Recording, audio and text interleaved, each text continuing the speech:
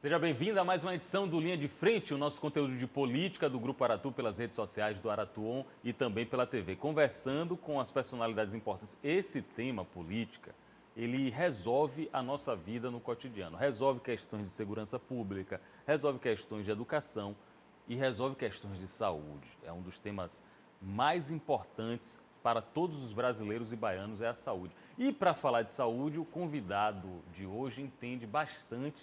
Foi secretário da Saúde do Estado e atualmente é pré-candidato a deputado federal pelo MDB, Fábio Vilas Boas. Seja bem-vindo. Doutor Fábio Vilas Boas, cardiologista, seja bem-vindo. Bom dia, Pablo. Bom dia a todos os nossos amigos que estão ligados aqui no Linha de Frente. É uma satisfação enorme estar com você mais uma vez nesse seu programa consagrado na área da política baiana. Tem muitos temas para a gente tratar aqui com o Fábio Vilas Boas. A gente vai falar sobre como foi o combate à pandemia, a gente vai falar sobre o futuro da saúde no Brasil, a saúde pública, a saúde privada também. São temas que ele, como médico, como gestor público, pode falar, pode nos ajudar. Eu quero começar falando do trabalho com a instalação de policlínicas no estado da Bahia. Houve um avanço muito grande na quantidade de policlínicas atendendo o interior. E eu quero saber se isso está ajudando a desafogar a saúde na capital, Fábio. A saúde na capital é um problema mesmo que a gente tem, né? É verdade, em 2014, quando o governador me convidou para ser secretário estadual de saúde, nós fizemos um diagnóstico e apresentamos a ele uma situação de excesso de concentração de serviços de média e alta complexidade na capital do estado. Praticamente tudo que fosse alta complexidade tinha que ser resolvido em Salvador, nos hospitais do estado. A despeito de termos alguns hospitais no interior, esses hospitais também não eram resolutivos, eles não eram dotados de tecnologia. E além disso, além dessa questão da falta da alta complexidade hospitalar no interior, havia também um vazio assistencial entre a atenção básica, entre o posto de saúde e o hospital. A pessoa ia no posto de saúde, precisava fazer uma tomografia, uma ressonância, uma colonoscopia, um exame de imagem mais sofisticado, uma consulta com um cardiologista ou um neurologista. Isso simplesmente não existia no interior do estado. As pessoas tinham que vir para os grandes hospitais de Salvador que faziam esses serviços. Então, nós desenhamos um projeto que, de um lado, dotava o interior de altíssima complexidade hospitalar. Foram construídos mais de 20 hospitais e maternidades nesses 7 anos do governo de Rui Costa, em todas as regiões do estado, e foram ampliados, reformados, modernizados, equipados, colocada equipe profissional técnica em dezenas de hospitais para fazer com que a alta complexidade passe a existir no interior e a pessoa deixe de ser transferida para Salvador, dentro do chamado sistema de regulação, que é um sistema hierarquizado, democrático, de acesso às vagas. Só que você pegar uma pessoa que está em Barreiras com câncer, mandar ela para Salvador para fazer uma quimioterapia e depois mandar ela de volta para casa, vomitando, passando mal, 24 horas de ônibus, é um castigo. E aí a ideia é de levar tudo isso para o interior e nós fizemos isso. Só na área de oncologia foram 7 novos centros de alta complexidade de oncologia criados no interior. E criamos o programa das policlínicas, foram 26 policlínicas, cada uma custando em torno de 25 milhões de reais em todas as regiões. Eu queria interromper nesse ponto aí, porque uma vez conversando com o próprio governador aqui na Aratu, ele falou: Pablo, o problema não é construir a policlínica, é equipar a policlínica, é equipar um hospital com 10 milhões, com 20 milhões de reais. O problema é que depois de 2 anos, o custeio disso já vai tomar 10 milhões, 20 milhões. Como é que vocês equacionaram essa questão? O problema envolve os dois pontos. Construir é um problema, né? E manter é outro problema. Por quê? Porque você leva para o interior, para uma cidade distante, uma estrutura de altíssima complexidade, você não tem profissional ali qualificado. Se eu coloco uma ressonância numa cidade como Valença, eu não tenho um técnico de ressonância lá em Valença especializado. Eu não tenho um radiologista especializado naquilo, eu não tenho um neurologista especializado em fazer eletroneuromiografia. Então, toda essa estrutura que é preciso de apoio para se implantar um serviço de alta complexidade, ela precisa ser providenciada, mas aí você toma a decisão do ovo ou da galinha. O que é que veio primeiro? Eu não tenho alta complexidade física porque eu não tenho profissional e eu não tenho profissional porque eu não tenho. O governo decidiu bancar essa aposta, levar o prédio físico com os equipamentos e depois trazer a reboque os profissionais. E a segunda pergunta é como pagar isso? Isso simplesmente não existia no interior, por essas razões que eu acabei de citar, mas também porque a prefeitura não tem condições de bancar. E dentro do ordenamento do SUS, o responsável por ofertar essas atividades ambulatoriais são os municípios. Os municípios, dentro do pacote da atenção primária à saúde, ele tem que viabilizar essas consultas ambulatoriais especializadas.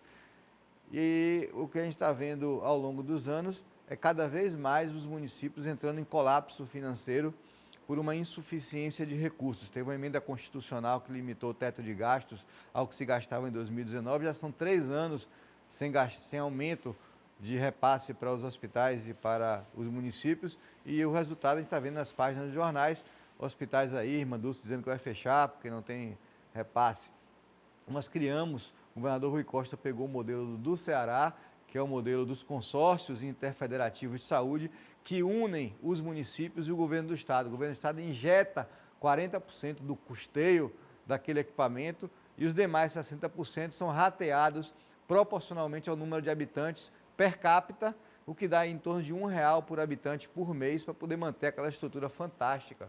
Interessante. Aí dá para uma prefeitura de pequeno ou de médio porte, junto com outras, coletivamente sustentarem um aparato como esse. Eu traria uma informação adicional, Pablo, que essa solução, além de ser uma solução econômica, ela foi uma solução que criou uma nova visão política da região. Legal. Nós passamos a ter regiões com 13, 20, 27 municípios, que antes uns municípios olhavam-se uns aos outros como concorrentes, um tentava sabotar o sistema do outro, mandando os pacientes fazerem cartão no município do lado para usar o serviço do lado.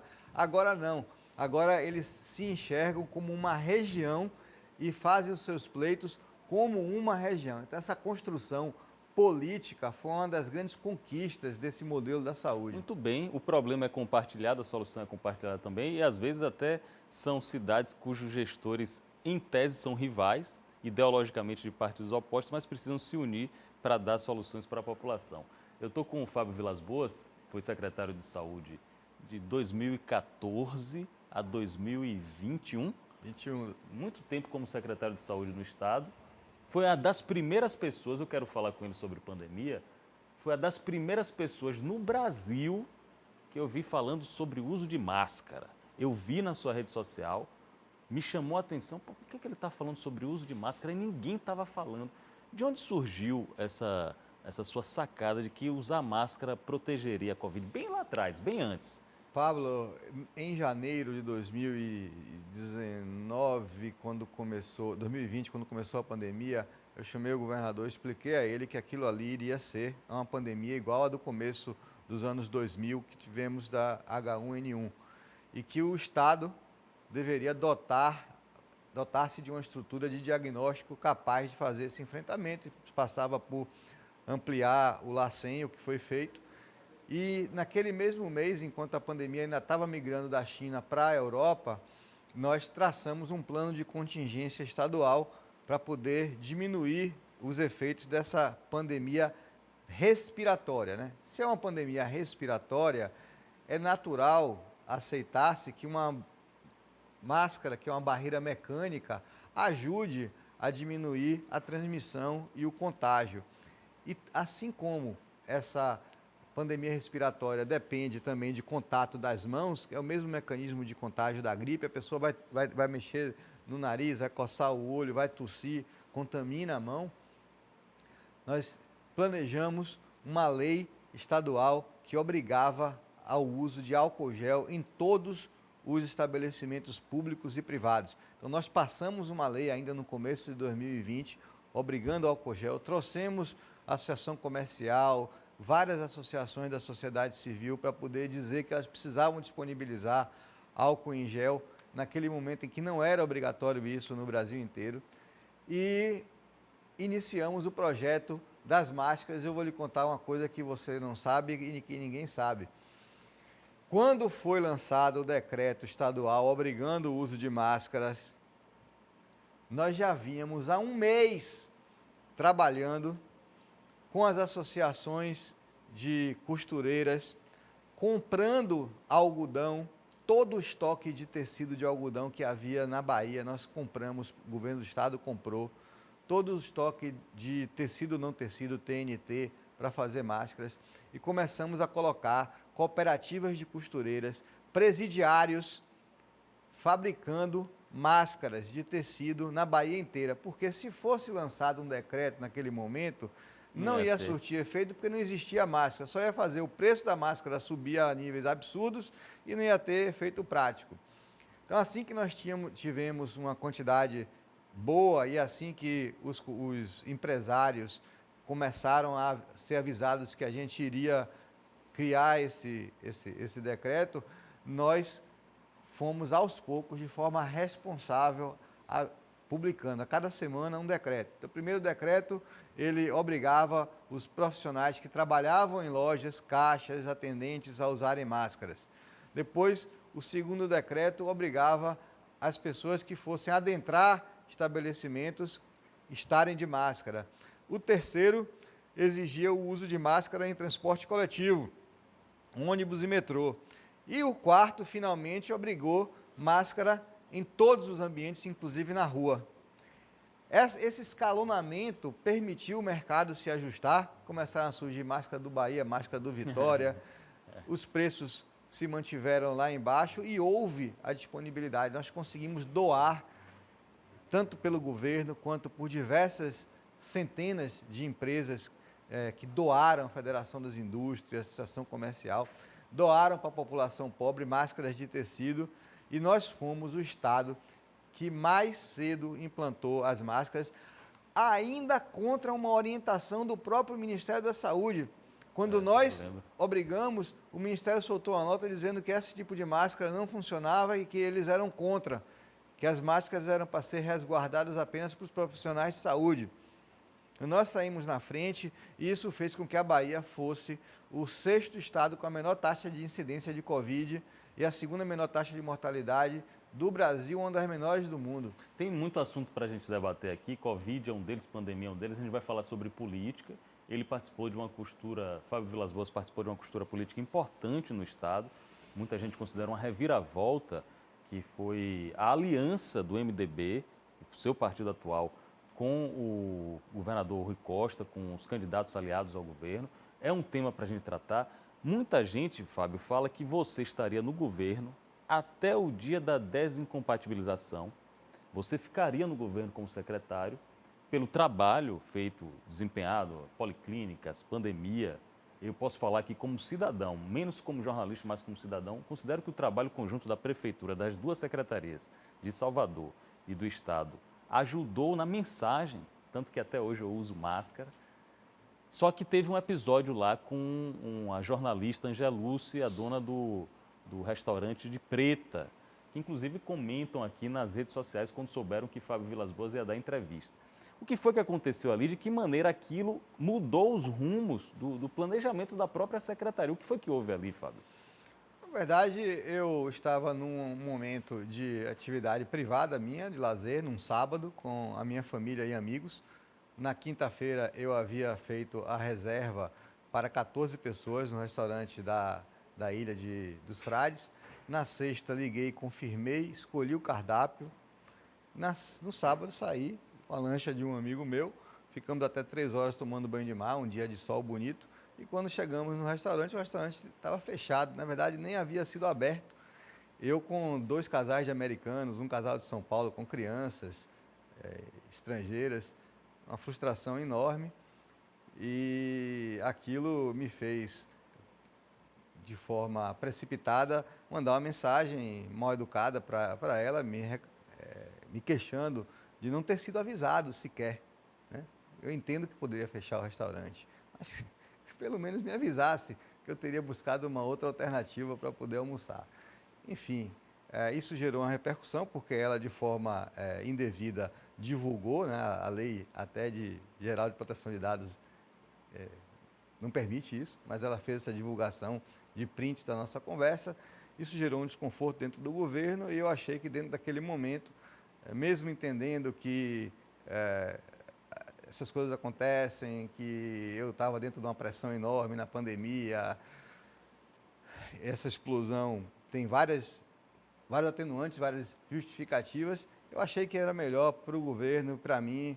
Eu já tinha cumprido a minha missão, a pandemia já estava arrefecendo, eu vi voltar a cuidar da minha vida, tentar trilhar e estruturar minha carreira política, que era uma intenção já minha.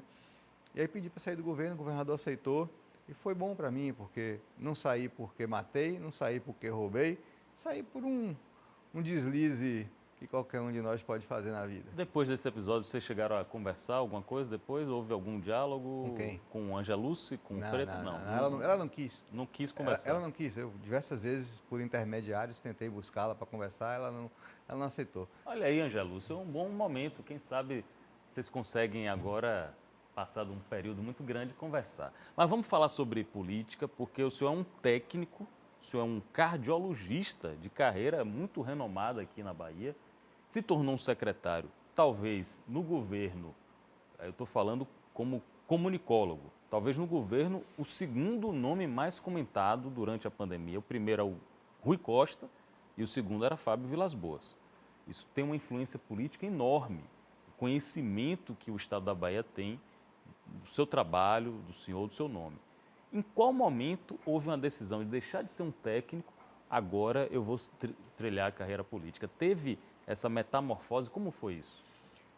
Em verdade, 2 anos antes de eu sair do governo, pessoas de dentro do governo já me procuravam e pessoas da esfera política tentando sensibilizar-me para a necessidade de ter alguém que pudesse levar esse legado da saúde, do trabalho que foi feito na saúde, para a área política e poder continuar na Câmara Federal propagando isso. Hoje nós temos uma carência de pessoas que atuam no segmento de saúde no Congresso Nacional e as poucas que temos são pessoas que não possuem experiência médica. Eu sou médico, cardiologista, atuei durante 30 anos como médico no meu consultório, nos hospitais onde eu trabalhei, conheço profundamente o sistema de saúde público e privado por dentro, como médico atuante. E o trabalho que nós fizemos nos 7 anos da Secretaria é um trabalho que foi reconhecido pela população, pelos políticos, como algo que devesse ser continuado e levado adiante. Então, durante esse processo, houve esse convencimento meu, interno, e eu, assim que saí da Secretaria, depois de um mês de descanso, decidi colocar o meu bonde na rua e sair rodando aí numa pré-candidatura. Tem gente que diz que Fábio Vilas Boas é petista, mas o partido dele não é o PT, o partido dele é o MDB. Quero saber como foi o ingresso no MDB e de que maneira a sua entrada no MDB fez com que o MDB fosse para a base aliada. Agora está na base aliada do MDB. Bom, primeiro eu vou fazer um retrospecto, né? Desde a minha adolescência, juventude, na época de colégio, 2º grau, e na minha faculdade de medicina, eu sempre tive um ativismo político voltado para o espectro da esquerda. Então, a identificação minha política é de centro com um viés da esquerda, entendendo que esquerda são aquelas pessoas mais comprometidas com o segmento e os problemas sociais da população, em detrimento de infraestrutura e outros aspectos. Eu vim para o MDB por encomenda de Rui Costa e Jacques Wagner, que me disseram, assim que eu comuniquei a eles que eu queria ser deputado federal, eles disseram: você conhece lá o pessoal do MDB, são pessoas da sua relação e de fato são amigos nossos há mais de 20 anos. Saia pelo MDB. Você está falando dos Vieira Lima. De Lúcio Gedel a mãe, tias, tios, são pessoas das minhas relações pessoais que eu gosto muito. E tente trazê-lo para a base. Então, desde setembro do ano passado, tem 8 meses, eu estou lá com eles, desenvolvendo uma relação política e, naturalmente, tentando aparar as arestas para criar o espaço para que eles pudessem vir embarcar no projeto do governo do Estado, no projeto do nosso grupo político, liderado por Jacques Wagner, Rui Costa, Otto Alencar. E, felizmente, isso deu certo inclusive com o atingimento da indicação do candidato a vice-governador, que terminou sendo Geraldo Júnior, presidente da Câmara de Salvador. Então você foi uma figura, a articulação passou por Fábio Vilas Boas, uma articulação que para alguns analistas políticos é até surpreendente, baseado nessas arestas do passado, né? Eram de campos ideológicos opostos. Aí talvez tenha o laço familiar, o médico da família que interveio lá, não foi isso? Sim, eu fiquei muito satisfeito, inclusive porque no dia que eles anunciaram que estariam vindo para cá, eu assinei minha ficha de filiação.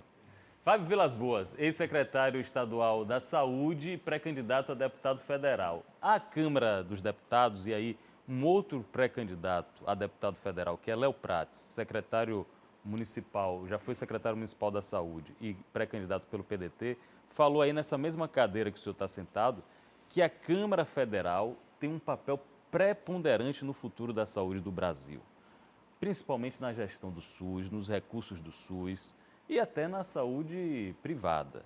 De que maneira o senhor enxerga o papel da Câmara Federal na saúde? O povo quer saber, Fábio, quando é que a saúde no Brasil vai melhorar como um todo? Nós podemos dizer que o sistema de saúde que foi criado em 88 para o Brasil e que era inédito, né? As pessoas mais jovens aí, com menos de 30 anos, não sabem como era o Brasil antes da Constituição de 88.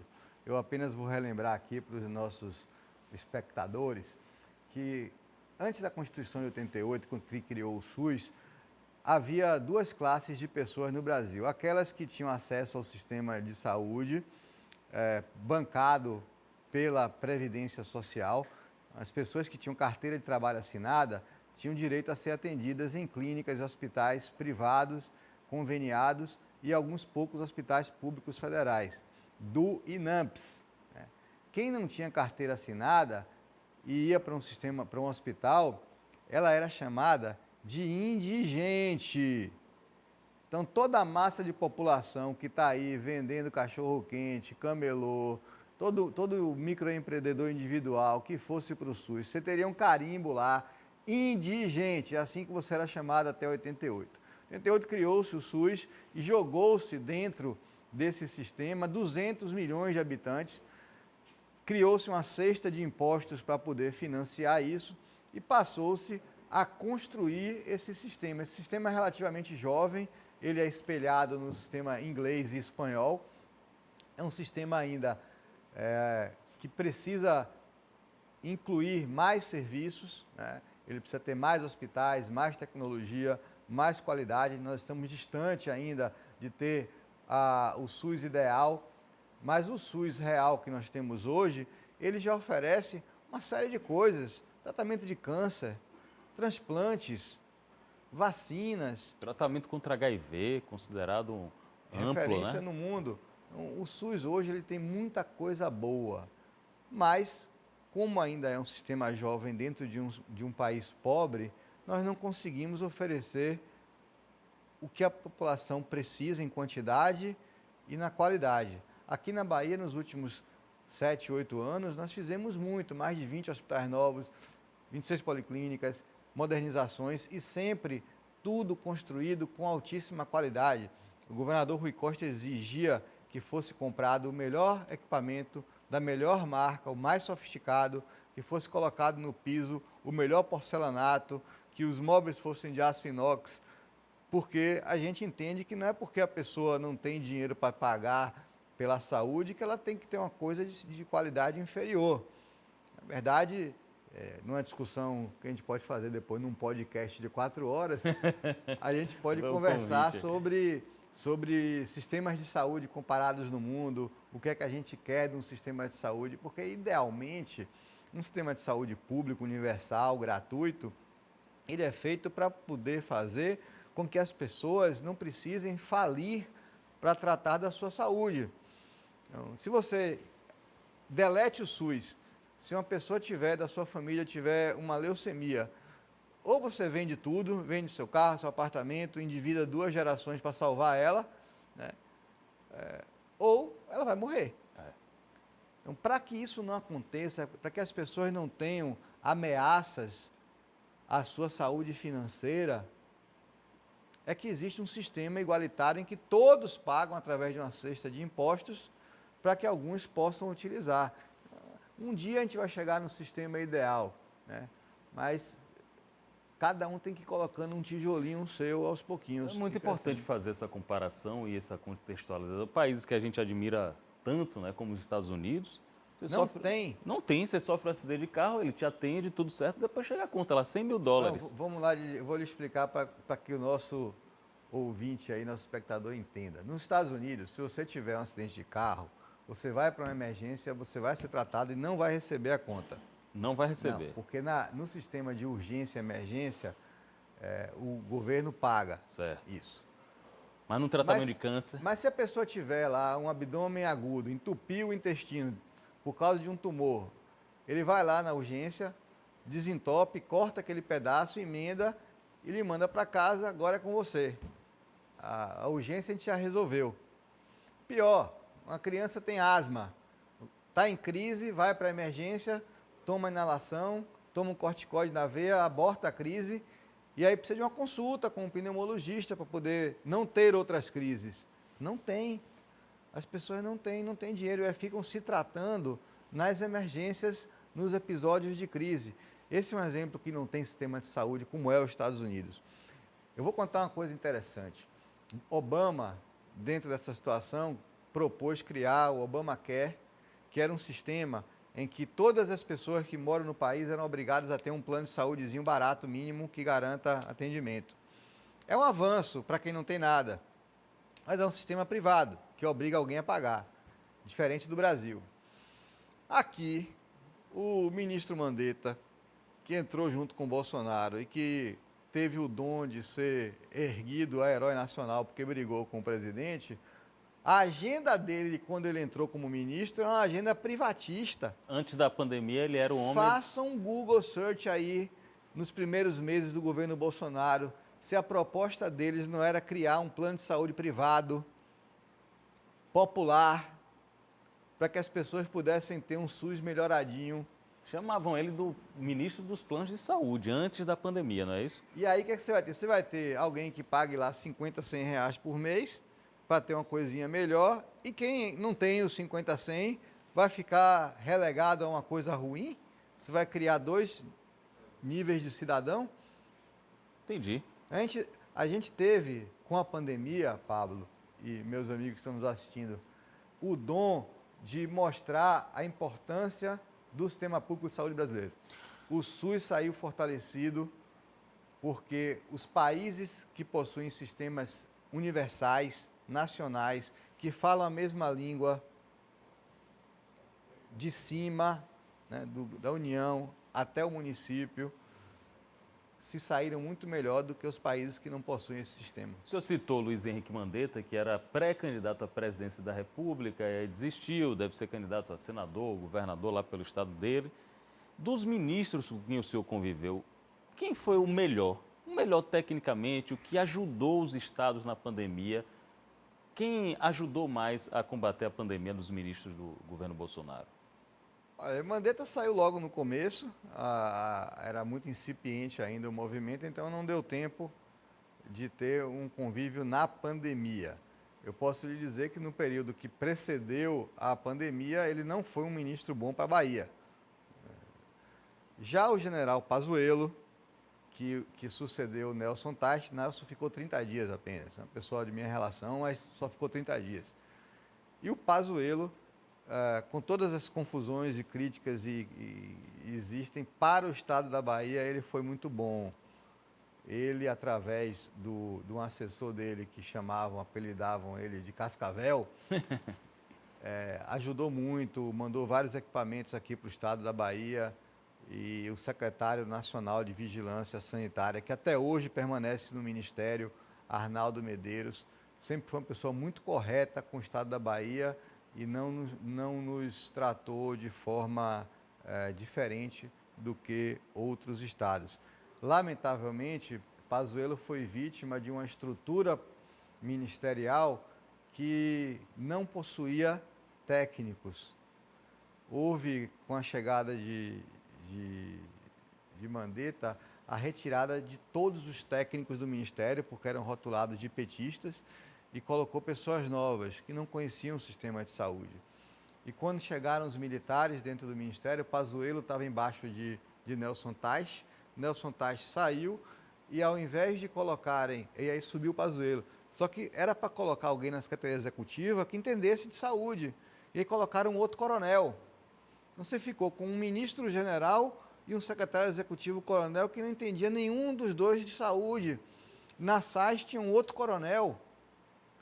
Então, o Ministério se perdeu por falta de uma voz que entendesse da saúde. Tinha uma pessoa lá, complicada, uma mulher que defendia a cloroquina, a capitã cloroquina, que era quem dava as cartas dentro do Ministério. E atualmente Marcelo Queiroga, que é médico também, está fazendo um bom trabalho, ele está durando até no cargo, né? O Queiroga é médico, é cardiologista, é uma pessoa amiga minha. Eu estive na posse dele na Sociedade Brasileira de Cardiologia 2 anos atrás. Ele é uma pessoa bem intencionada, mas a influência que o presidente da República tem é uma influência nefasta. E eu acredito que se ele pudesse ter um pouco mais de personalidade para se impor ao presidente, eu acho que ele estaria fazendo um serviço melhor para o país. Fábio Vilas Boas, ex-secretário da Saúde do Estado da Bahia, cardiologista, nosso convidado aqui no Linha de Frente. Ele propôs, eu estou querendo, viu, fazer um podcast de 4 horas para a gente, um debate com outras personalidades do ramo da saúde, para a gente entender o SUS e saber os caminhos. O senhor aceita o convite? Eu aceito, porque eu acho que um formato de podcast, 100 horas para terminar, a gente vai conversando e divagando, desenvolvendo, filosofando sobre os sistemas de saúde. As pessoas precisam entender como funciona a saúde no mundo. A gente não sabe, mas tem países aí em que sequer você confia no medicamento que você compra, porque é falso. Aqui no Brasil é inconcebível. A importância da Anvisa, Você né? não entra numa farmácia e achando que tem um medicamento falso ali, né? Isso não existe. Se eu já tomei vacina ou remédio para dor de cabeça, a Anvisa não qualificou tem. ali. Pois não existe. Quando você come um cachorro quente na esquina, aquilo ali tem vigilância sanitária. Ali é SUS. Então, se você for em alguns países do mundo, aliás, vários países do mundo, não tem qualquer fiscalização, não tem poder público. Existem lojas, existem farmácias fake que vendem um medicamento falso com a logomarca tridimensional da Merck Sharp Dohme e é falso. Importante demais isso. Isso aí dá a dimensão de como o poder público no Brasil, muitas vezes tão criticado, está salvando vidas, né? É verdade. Eu digo que o sistema de vigilância de saúde do Brasil, ele é algo que lhe dá uma garantia de qualidade em vários aspectos, né? Desde a construção de um hospital, de uma clínica, né, de uma indústria, tudo isso é fiscalizado pela vigilância. Quando você tem um alvará de fiscalização ali, aquele alvará não foi comprado, ninguém foi corrompido para poder emitir aquele alvará, porque não é uma pessoa que emite, é um grupo de técnicos, 10 pessoas, são 10 matérias que são submetidas àquele empreendimento. Quando você vê um alvará de vigilância sanitária, meu amigo, tenha certeza de que aquilo ali tem pessoas sérias por trás trabalhando, e você tem que bater no peito e se orgulhar do sistema que a gente tem no Brasil, notadamente aqui na Bahia. Importantíssimo. Está aí o depoimento do médico, ele é médico também, gestor público e agora pré-candidato à Câmara dos Deputados, Fábio Vilas Boas, cardiologista. também cidadão, né? Que é importante qualificar como cidadão. Obrigado pela conversa, está convidado para um próximo encontro. Já vi que tem muita coisa para a gente debater, que vai ajudar a população. E a gente tem um próximo encontro no Linha de Frente falando de política que mexe com as nossas vidas. Obrigado, até a próxima. Obrigado, Pablo. Um abraço a todos.